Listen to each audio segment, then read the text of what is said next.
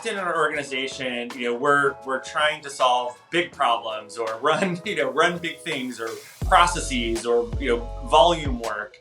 And often we don't stop and think about how are these little interactions, these little things we're doing, impacting our teammates, kind of creating norms that are beneficial to everyone, so that we don't get things misinterpreted, or we don't disproportionately impact one group of people versus other groups of people. And to me, there's sort of three things that can get overlooked that sometimes have really outsized impact on that team, right? So meeting times, communication, and work allocation.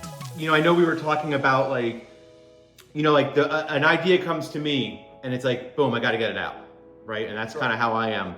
Where I know that mentality, verbally, sometimes there's a good place for that. But then if I'm on like something like Slack or whatnot with a group of teammates, and like I've got an idea and I'm like, hey, what do you think about this? And then like 2 minutes later, it's like, hey, what about that? And what about this? And like instead of sending one nice email with like a defined sort of strategy or whatnot, I'm just throwing out like these little, that could be like little grenades that like end up blowing up. So I think that's a great example, Joe. Like, so from a communication standpoint, on a team, to think through how do we want to communicate things like this, right? Like, and the team norm could be, hey, if we have ideas on X topic, we're just throwing them into Slack and we want open dialogue and engage when you have time to engage. Maybe once a week or once a month, we're gonna as a team sit down and look through all of those conversations and make decisions. That may be great as a team norm.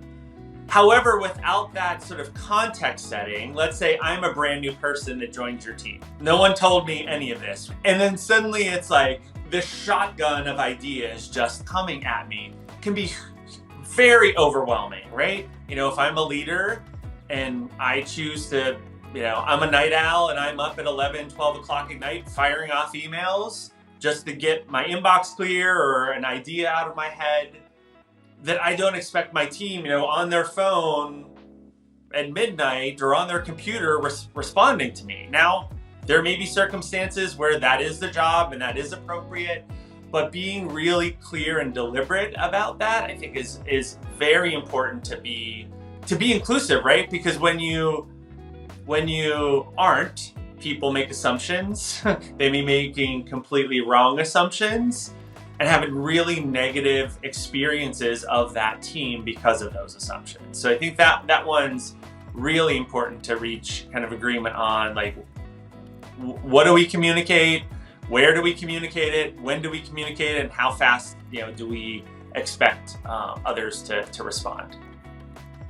I think that's another one, especially as we work in virtual teams, right? When we're maybe not in the same time zone or not in the same country, and that feeds into communication. But when do we meet? Getting really clear agreement on that, because you can get into a pattern like, say, okay, headquarters is in the US on East Coast time, right? And we're going to meet headquarters East Coast time. Well, that could be midnight for somebody, depending on where they are in the world, or 1 a.m, and sometimes that can't be avoided, right? But if we're always meeting when it's convenient for that group, we are always inconveniencing the same people over and over and over again. And they have personal lives, they have families, it may be impacting their well-being. Like there's a laundry list of things that could be giving them a really negative experience. Have you found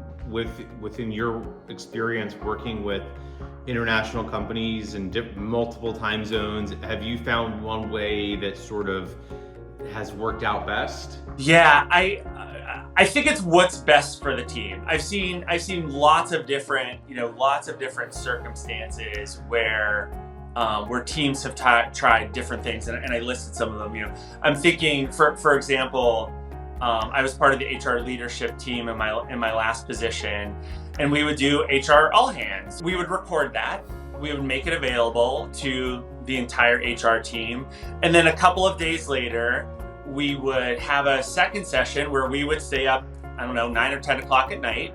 And then we would be able to answer questions about what people saw in the recording, or engage in other discussion with our HR colleagues when it was convenient for them to discuss it. So they didn't feel the pressure to stay up till 10 to till 1 in the morning or whatever, to participate, or feel like they had to get the information they needed to do their jobs. I've seen other teams do the alternating thing where it's like, okay, we're going to inconvenience these people this meeting, next meeting we're going to rotate to a time that's convenient for those people and inconvenience the other group, so that we're sort of sharing the suck, if you will. Yeah. Is it my concern, or is it my priority that we think about sort of all those needs that people have in their lives, and we're accommodating those. And what about work allocation? It's a very similar concept, and I can't take credit for this. So my friends Lisa Kopinski, Tina Nielsen, and Veronica Huckey are involved in something called Inclusion Nudges, and they have a great book and a great website. But they kind of created this handy tool around work assignments, right? We know from research that women are often disproportionately impacted around office housekeeping, sort of, the note-taking or the meeting planning or the, team get-together planning and all those sort of administrative tasks. But also, are we being deliberate about who gets the choice assignment or the stretch assignment, or gets to work with a team or a leader that team doesn't normally get to engage in from a professional development standpoint? And just creating a little simple tracking tool that helps a leader or helps a manager visibly see that checklist. Okay, Scott took notes last time, Joe's doing it this time. And Joe got the really cool assignment, this quarter. Next quarter, I got to really be on the lookout to give something to Scott that he'd be interested in. So again, it's just being deliberate about something that we know can have a negative impact if we're not being deliberate about it. I don't know why it took me sort of so long to figure it out, but just thinking about knowing you and sort of your background and in the military, and there's no bigger team, right? When I was in the military,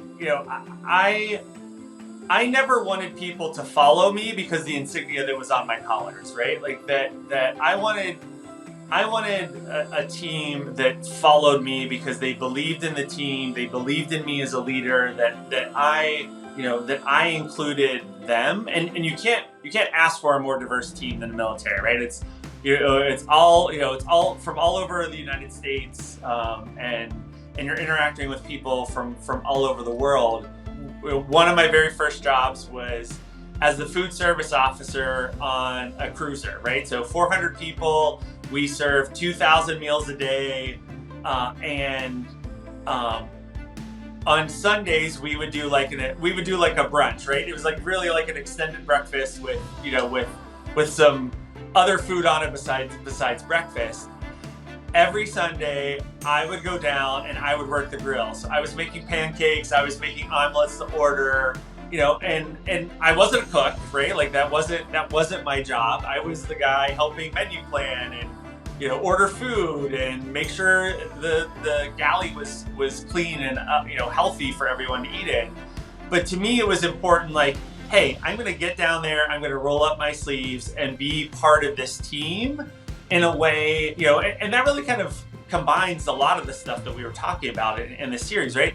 It helped me build connection. It helped me build trust with those people. With my sailors, it let me interact with them and them get to know me a bit better and the kind of person I was, not just I was, Lieutenant Junior Grade Ballina. So I think those kinds of experiences, while they're not directly tied to my D&I work, I think they lay the foundation for much of what I've done and how I connect with people and how I develop, teams and organizations. Scott, thank you so much. Like, I'm so looking forward to part 4. Sure. And when you post that, and then hopefully, we can do a dive in and talk about it some more as well. Great.